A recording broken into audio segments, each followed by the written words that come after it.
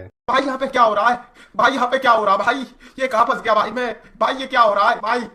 जिसके बाद Chang heavenly दाओ से कहता है कि मैं यहाँ पे रह के ऊब गया हूँ, इसीलिए अपनी ट्रेनिंग का रिजल्ट दिखाओ कि तुमने क्या कुछ सीखा है। हम लोग देखते हैं कि हेवेनली दाओ वहाँ पे अपनी पावर्स को रिलीज करके मेज को गायब करने लगती है। मोकिंग चैंग से कहती है कि वो जो कुछ भी कर रहा है वो जल्दी इसे रोक दे, नहीं तो लॉ के नियम इस मेज को एकदम डिस्ट्रॉय कर देंगे और वो सभी लोग उस पावर के अंदर निगल लिए जाएंगे। लेकिन हम लोग देखते हैं कि हेवेनली दाओ आगे से ट्रांसफॉर्म होने लगती है, जैसे कि अगले सीन में हम लोग देखते हैं कि हेवेनली दाओ ने पूरी की पूरी मेज को गायब कर दिया था और वो सभी लोग बर्निंग माउंटेन जोन के अंदर आ चुके थे। मोकिंग आगे से हैरान होकर चैंग से कहती है कि तुमने हम लोगों को वहां से यहाँ पे स्थापित कर दिया है और ये कोई ऐसी चीज नहीं है जिसको कोई नॉर्मल बंदा कर सके, इसको सिर्फ हेवेनली दाओ ही कर सकता है और वो भी इस दुनिया का। लेकिन ऐसा करवाने के लिए इसकी कीमत इतनी छोटी मोटी नहीं है। चैंग आगे से कहता है कि इस दुनिया के हेवेनली दाओ भी ये नहीं कर सकता है, लेकिन मेरी फैमिली का हेवेनली दाओ ये आसानी के साथ कर सकता है। इसके बाद वो दोनों जब अपना सर उठा के हेवेनली दाओ की तरफ देखते हैं तब हमें पता चलता है कि हेवेनली दाओ स्पेशल पावर को एब्जॉर्ब करने के बाद एक लड़की में ट्रांसफॉर्म हो चुका था और मुझे पहले से ही पता था कि ये लड़की है। चैंग मोकिंग को बताता है कि उसके हेवेनली दाओ ने यहाँ की अर्थ एंड हेवन की स्पेशल पावर को एब्जॉर्ब कर लिया है, इसीलिए वो आसानी के साथ यहाँ की इस दुनिया की लैंड के भी लॉज को कंट्रोल कर सकता है। मोकिंग मतलब समझाते हुए कहती है कि इसका मतलब है कि तुम्हारे हेवेनली दाओ ने इस जगह के हेवेनली दाओ को रिप्लेस कर दिया है और तुम इस जगह के ऊपर भी कब्जा कर सकते हो और उसे कंट्रोल कर सकते हो। और मोकिंग को अपनी ही बातों पर यकीन नहीं हो रहा था कि वो आगे से क्या कह रही है, क्योंकि ऐसा हो पाना नामुमकिन है। लेकिन चैंग आगे से कहता है बिंगो, बिल्कुल सही गैस किया, जिससे वो और हैरान होती है और मुंह लटका के पूछती है भगवान आपने ऐसा कैसे किया। चैंग आगे से कहता है बेशक तुम लोग नहीं कर सकते हो जब तक तुम्हारे पास गॉड्स और उनकी टेक्निक नहीं होती है, लेकिन मेरे पास तो है ना। इसके बाद हम लोग देखते हैं कि वहाँ पे जुआनमिंग की टीम आती है और वो सभी लोग देख के हैरान हो चुके थे कि टैंग अभी तक मारा नहीं था और वो जिंदा था। यूलाइन भी वहाँ पे आती है और वो चैंग से कहती है क्या तुम बिल्कुल ठीक हो, लेकिन चैंग आगे से उछलते हुए कहता है कि तुम बिल्कुल सही टाइम पे हो, मुझे कुछ कॉकरोच दिखाने हैं। इसके बाद चैंग वहाँ पे भाई फॉल्स गॉड को लेके आता है और वो यूलाइन से इतने आराम से कहता है कि मैंने इसे मारा था और मुझे 100 पॉइंट मिले थे, लेकिन मैं दोबारा मारूंगा तो फिर नहीं मिलेंगे, तुम्हें एक बार ट्राई करना चाहिए, शायद से हम दोनों मिलकर एक साथ 200 पॉइंट इकट्ठा कर सकते हैं। हम लोग देखते हैं कि यूलाइन को अपनी आंखों पे यकीन नहीं हो रहा था और वो आगे से कहती है कि यह क्या कोई सपना है, एक इनविंसिबल फॉल्स गॉड अब यहाँ पे एक कॉकरोच की तरह बंद पड़ा है। हम लोग देखते हैं कि यूलाइन इसी तरह से चैंग से पूछती है कि उसने ये कैसे किया, क्या उसने कोई यहाँ पे एडवांस तरह का ट्रैप बिछाया था जिसकी वजह से ये फॉल्स गॉड कमजोर हो गया, जिसके बाद चैंग ने इसे पकड़ लिया, क्योंकि ये फॉल्स गॉड अभी सभी कल्टीवेटर्स की कह के लेने पे तुला हुआ था। चैंग आगे से हैरान होकर कहता है ये फॉल्स गॉड है, मुझे लगा कि ये कोई इलाइट मॉन्स्टर है जिसको मैंने पकड़ लिया और इसमें इतना हैरान होने वाली कौन सी बात है। और वो सभी लोग चैंग की बातें सुनकर बिल्कुल हैरान हो चुके थे। इसके बाद चैंग भाई फॉल्स गॉड को बाहर निकालता है और उसको सर से पकड़ के नीचे दबा देता है और वो यूलाइन से कहता है कि तुम आगे ट्राई क्यों नहीं करती हो, अगर तुम इसे नहीं मारोगी तो फिर और कोई बंदा इसे छीन सकता है। चैंग जैसे ही उन सभी लोगों को ऐसा करके दिखाता है तो फिर वहाँ पे बहुत बड़ी शांति फैल जाती है। यूलाइन को देखते हैं जो कि अपनी शॉट को ऊपर उठाने लगती है। चैंग उसे कहता है कि अगर तुम इस शॉट के साथ इस बंदे के ऊपर यानी कि फॉल्स गॉड के ऊपर हमला करोगी तो फिर तुम तो इसके टुकड़े टुकड़े कर दोगी। लेकिन यूलाइन अपनी शॉट उठा के चैंग से कुछ तो कहती है, लेकिन चैंग को समझ में नहीं आया था और फिर यूलाइन कुछ कहने की कोशिश भी नहीं करती है। चैंग उसे कहता है कि जब तक साफ साफ नहीं कहोगी तब तक समझ में नहीं आएगा और अगर ऐसा ही चलता रहा तो फिर तुम्हारी शादी भी नहीं होगी, जिंदगी भर कुंवारी रहोगी। फिर यूलाइन अपनी शॉट का इस्तेमाल करती है और फॉल्स गॉड को मार देती है, लेकिन जब वो अपने पॉइंट की तरफ देखती है तब वो चेंज नहीं हुए थे। इसे चैंग को समझ में आ जाता है कि जो लोग सेम टीम के अंदर हैं वो अगर एक ही एनिमी को मारेंगे तो फिर उन्हें पॉइंट नहीं मिलेंगे और इससे कोई भी फायदा नहीं होगा। फिर चैंग अपने मन के अंदर सोचता है कि अब यहाँ पे क्या किया जाए जिससे हमें 200 पॉइंट मिल सके और हम लोग अगले पॉइंट तक जा सके। अगर ऐसा ही चलता रहा तो फिर फॉल्स गॉड को मारने का कोई भी फायदा नहीं है और हमें अगर पॉइंट चाहिए तो फिर एक ही रास्ता बचता है कि कोई हमें अपने पॉइंट्स दे दे। इसके बाद चैंग अपनी पावर्स को रिलीज करते हुए पीछे मुड़ के उन लोगों की तरफ देखने लगता है। वो सभी लोगों की फट जाती है और वो बेचारे डर के मारे कांपते हुए कहते हैं कि अब ये हमारे लोगों के पॉइंट्स छीनने वाला है और हमें ब्रूटली तरीके से मार देगा और ऊपर से हमने शुरुआत में इसकी बहुत ज्यादा बेइज्जती की थी ये कहते हुए कि क्योसो से एक छोटा सा कुत्ता आया है। लेकिन उसी टाइम पे हुआ और लिनकी दोनों भाई आगे बढ़ते हैं और वो चैंग को अपने पॉइंट्स देने के लिए मान गए थे और उन्हें बदले में कुछ भी नहीं चाहिए था। लेकिन अभी भी यहाँ पे एक बहुत ज्यादा दिक्कत थी, अगर तुम्हारे पास इनफ पॉइंट नहीं होते हैं और अगर तुम दूसरों से उधार लेते हो या फिर छीन लेते हो तो फिर तुम लोग कॉम्पिटिशन के अंदर और ज्यादा इसे खेल नहीं पाओगे, ये गॉड्स के द्वारा बनाया गया एक नियम है। इसके बाद वो सभी लोग चिंता करते हुए कहते हैं कि उन लोगों ने काफी ज्यादा मेहनत की थी इन सभी पॉइंट्स को इकट्ठा करने के लिए, लेकिन चैंग अब उनसे ये सब कुछ लेने वाला है, इसलिए अब यहाँ पे रहने का फायदा ही क्या है अगर वो लोग अपनी जिंदगी को अच्छा सा भी बेहतर नहीं कर सकते हैं। बेसिकली वो लोग चैंग को पॉइंट नहीं देना चाहते थे, फिर चाहे जो कुछ भी हो जाए। मोकिंग अपने मन के अंदर सोचती है कि अगर चैंग यहाँ पे ना होता तो फिर उनमें से कोई भी फॉल्स गॉड से अपनी जिंदगी ना बचा पाता, लेकिन इन लोगों को इतनी शर्म नहीं आती है कि थोड़ी से पॉइंट देने में इनकी इतनी फट रही है। और वो चैंग से कहती है ब्रदर चैंग अगर तुम्हें इन लोगों को पेलना हो तो फिर मुझे भी अपने साथ लेकर चलना, मुझे भी कुछ लोगों का मुंह फोड़ना है। लेकिन चैंग आगे से कुछ भी नहीं कहता है। थोड़ी देर बाद वो उन लोगों से कहता है कि तुम लोगों का दिमाग खराब हो गया है, अगर मैं तुम लोगों से पॉइंट लेना चाहूँ तो फिर तुम लोग रोक नहीं सकते हो, मैं उनसे किसी भी कीमत पे तुमसे ले सकता हूँ। और रही बात तुम्हें मारने की, तो तुम्हें मारने के लिए मुझे बस एक उंगली का इस्तेमाल करना है और तुम में से कोई भी हिल भी नहीं पाएगा और सब खत्म हो जाएंगे। लेकिन मैं उन बेवकूफ लोगों की तरह नहीं हूँ और पॉइंट्स तो मैं तुमसे लेके ही रहूंगा, लेकिन पॉइंट्स के बदले में मैं तुम लोगों को कुछ शानदार और बेहतरीन चीज दे सकता हूँ। इसके बाद चैंग वहाँ पे टाइम एंड स्पेस को फिर से रिवर्स करता है और फॉल्स गॉड को जिंदा कर देता है और वो उन लोगों से कहता है कि 5 पॉइंट के बदले में तुम लोगों को 100 पॉइंट मिलने वाले हैं, क्या तुम लोगों को नहीं चाहिए। लेकिन वो सभी लोग चैंग की पॉइंट वाली बात से तो ज्यादा इस बात से हैरान हो जाते हैं कि चैंग ने यहाँ पे डिवाइन टेक्निक का यूज किया है रिजरेक्ट को।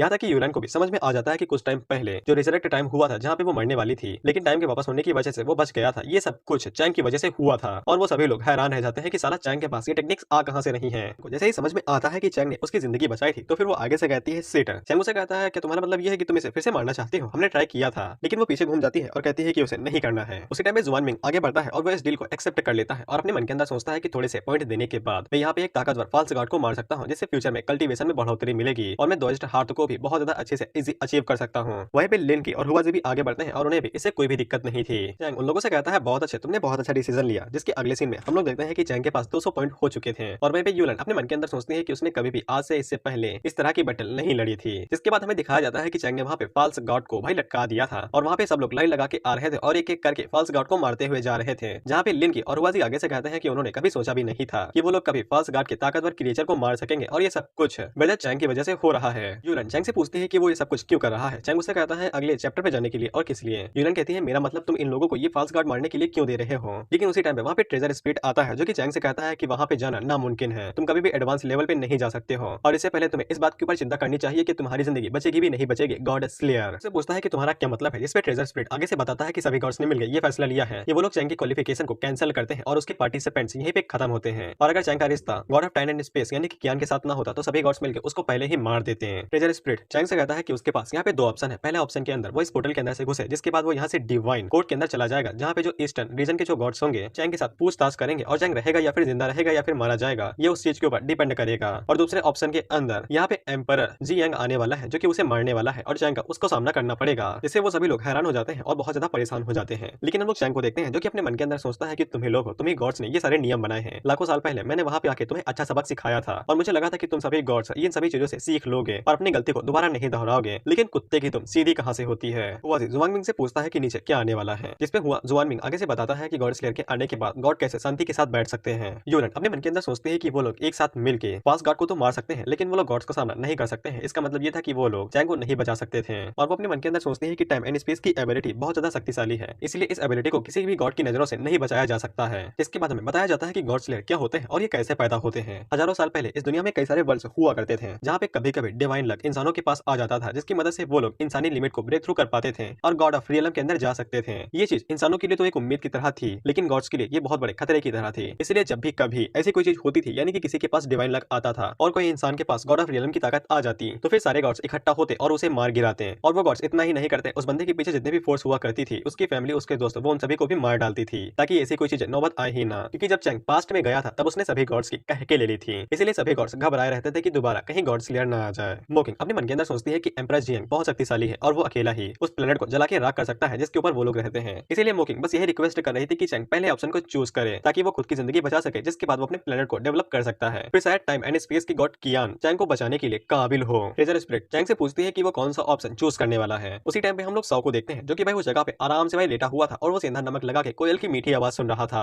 उसी टाइम पे वहाँ पे जियांग एंट्री मारता है और उसके एंट्री मारने की वजह से वो पूरा इलाका राख बन चुका था। हम लोग देखते हैं कि सौ तुरंत पीछे खिसक के खुद को बचा लिया था, लेकिन जब वो सामने की तरफ देखता है तो उसके पेड़ पौधे और कोयल वो सब जल के राख हो चुके थे और वहीं पे हम लोगों को साउथर्न ईस्ट की टेरिटरी का गॉड दिखाया जाता है जिसका नाम जियांग था, जो कि हवा में उड़ते हुए बस चैंग को इधर उधर ढूंढ रहा था। साव आगे बढ़ता है और उसे कहता है मेरी जान ऐसा मत किया करो, तुम मुझे तो जला सकते हो लेकिन तुम्हें कम से कम इस घास और पेड़ पौधों को तो नहीं जलाना चाहिए था, इनके अंदर छोटे छोटे जीव रहते हैं। लेकिन एम्परर जियांग उसके ऊपर एक ही हमला करता है और उसे कहता है पहली फुर्सत में निकल। वो हमला जैसे ही साव के ऊपर लगता है तो फिर साव पत्थरों और चट्टानों को तोड़ते हुए सीधा जाके एक चट्टान के अंदर घुस जाता है, जिसके बाद वो आगे से सीरियस होकर कहता है अच्छा तो ये जनाब गॉड है। इसके बाद चैंग और साव दोनों एक साथ कहते हैं कि अगर तुम गॉड हो तो फिर मैं तुम्हारी सजा तुम्हें ही दूंगा और तुम्हारी ताकत से तुम्हें मसल दूंगा। हम लोग देखते हैं कि इधर चैंग जल्दी से आगे बढ़ता है और वो पहले ऑप्शन के टुकड़े टुकड़े कर देता है, जिससे वो सभी लोग हैरान हो जाते हैं कि चैंग यहाँ पे किसी गॉड के साथ भिड़ना चाहता है। इसके बाद चैंग आगे से अपने हाथ को उल्टा करता है और ट्रेजर स्पिरिट से कहता है कि जिसको भी भेजना है भेज दो, मैं उसके टुकड़े टुकड़े कर दूंगा। और इसी के साथ हमारा 118 चैप्टर यहीं पे खत्म होता है और ये वीडियो